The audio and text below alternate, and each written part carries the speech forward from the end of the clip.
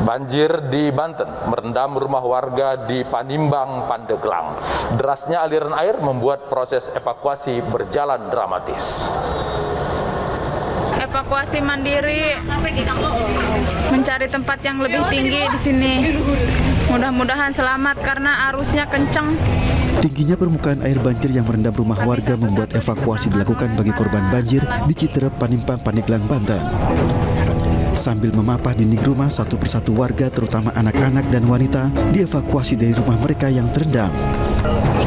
Evakuasi bagi lansia juga dilakukan oleh petugas mengingat ketinggian permukaan air mencapai 1 meter lebih. Sebagian evakuasi dilakukan menggunakan perahu mesin menuju lokasi yang sulit ditembus. Tolong Pak, tolong. Yang melihat kami di sini, tolong evakuasi kami di sini. Banjir yang merendam rumah warga di 3 kecamatan di Pandeglang, Banten membuat warga kesulitan menyelamatkan diri. Deras dan tingginya air membuat warga ketakutan. Di lokasi ini ketinggian air mencapai dagu orang dewasa. Warga berharap pihak terkait segera tiba di lokasi untuk segera mengevakuasi korban banjir. Hujan deras yang mengguyur wilayah Serang, Banten mengakibatkan sejumlah wilayah terendam banjir setinggi 5 meter. Banjir dan longsor juga menewaskan 5 orang warga.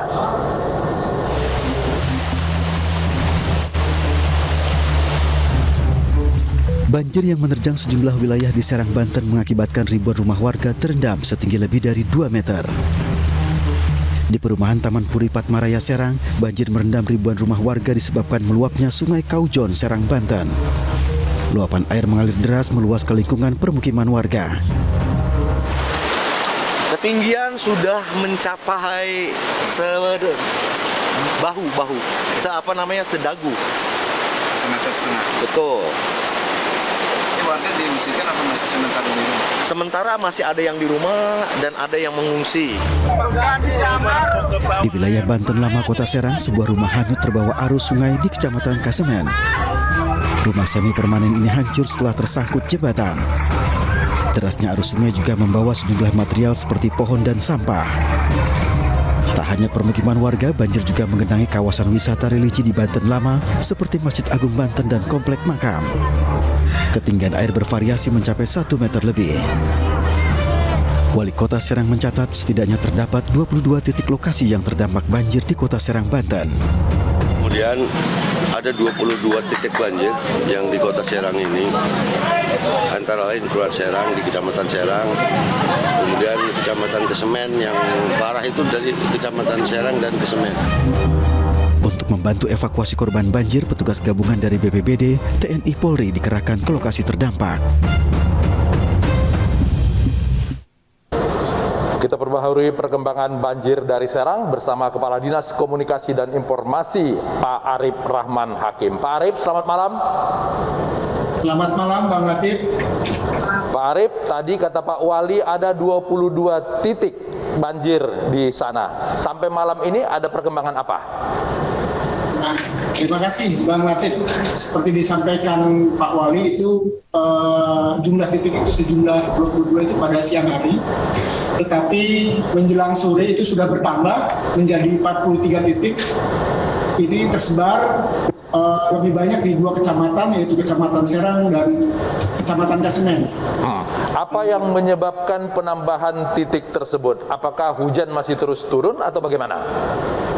Ya, tepat. Pertama mungkin hujan masih terus berlangsung dan juga memang aliran sungai yang dari hulu ke hilir. Jadi ini kebetulan Kasemen itu penambahan titik kebanyakan di Kasemen yang memang letak Kasemen ini di hilir Kota Serang ya, atau pinggir laut di bagian utara Kota Serang banget ya. Oke, kalau air mengalir kemudian menambah luasan daerah terdampak banjir, apakah ada daerah-daerah yang tadi pagi masih sangat tinggi dan malam ini sudah kembali normal situasinya? Ya, memang di beberapa titik sudah surut dan juga ada beberapa warga yang sudah kembali ke rumahnya.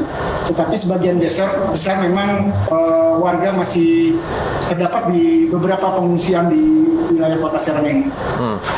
Tadi dalam sebuah wawancara kami dengan warga disebutkan bahwa banjir ini merupakan yang terbesar dalam beberapa tahun terakhir. Apakah demikian, Pak Arief?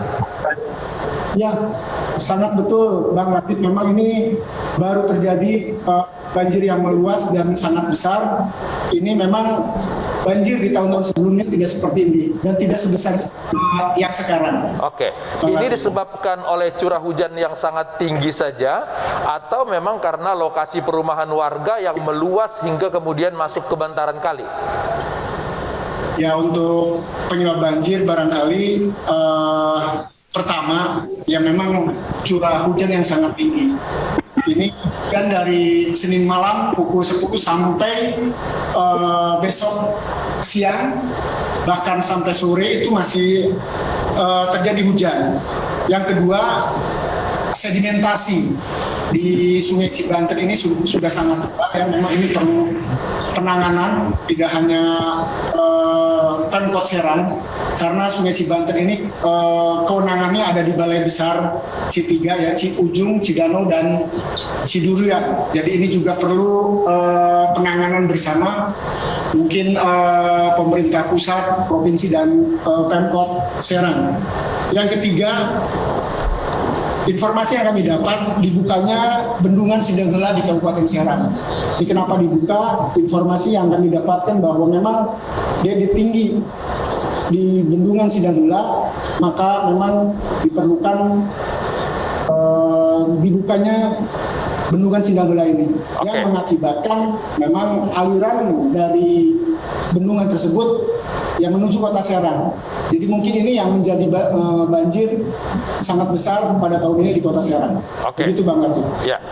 Jika besok ternyata hujan masih turun dengan deras lagi, antisipasi untuk penanganan korban banjir sekarang ini seperti apa, Pak Arief? Ya, penanganan korban banjir sudah kami lakukan juga pada hari ini juga.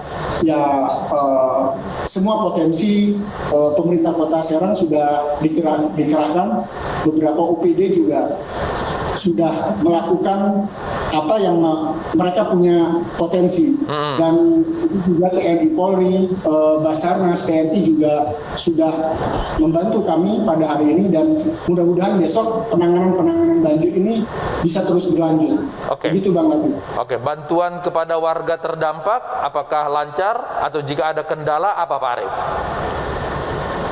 Sampai sejauh ini lancar Pak. Jadi kami juga tadi atas instruksi Pak Wali Kota juga sudah memberikan nasi box sebanyak 3.200 bungkus.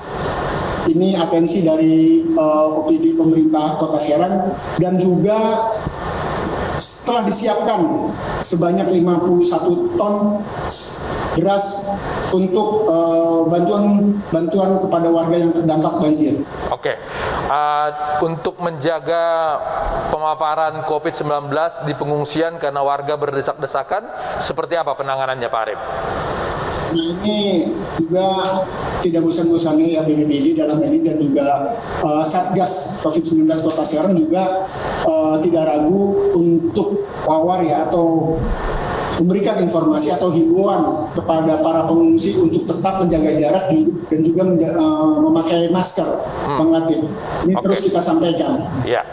Biasanya dalam banjir seperti ini, dalam semua bencana, lansia dan anak-anak selalu menjadi korban paling terdampak. Untuk penanganan kepada mereka itu seperti apa? Apakah ada kebutuhan yang ingin disampaikan oleh Pak Arief kepada para penonton kita di sini? Ya, emang untuk lansia memang dan anak-anak kita utamakan dalam penanganan korban banjir ini, dan juga kebetulan 5 korban ini 3 diantaranya anak-anak yang hanyut. Untuk yang 2 ini karena longsor dan juga terkena setrum. Itu Bang Latif. Pak Arief Rahman Hakim, Kepala Dinas Kominfo Serang, terima kasih sudah berbagi di iNews Prime. Selamat malam.